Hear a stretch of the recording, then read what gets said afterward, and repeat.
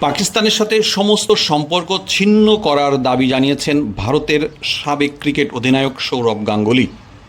শুধু শ্রোতা, আমাদের চ্যানেলটি সাবস্ক্রাইব করার জন্য বিশেষ অনুরোধ রইল, এতে করে আমরা অনেক অনুপ্রাণিত হব। মূল খবর সেটা হচ্ছে, ভারতের কাশ্মীরে ২৬ জন পর্যটক গুলিতে নিহত হবার পর ভারতের সঙ্গে টানটান উত্তেজনা বিরাজ করছে এবং যে কোনো সময় বড় ধরনের যুদ্ধ লাগবার আশঙ্কা করছেন বিশ্লেষকরা।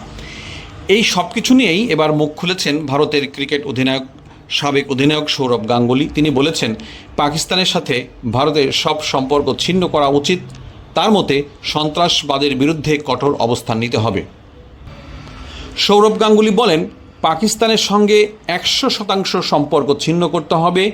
এটা কোনো রসিকতা নয়, কঠোর ব্যবস্থা নেওয়া জরুরি। তিনি আরও বলেন, প্রতি বছর এমন ঘটনা ঘটবে, এটা কোনো মজার বিষয় নয়। সন্ত্রাসবাদ সহ্য করা হবে না।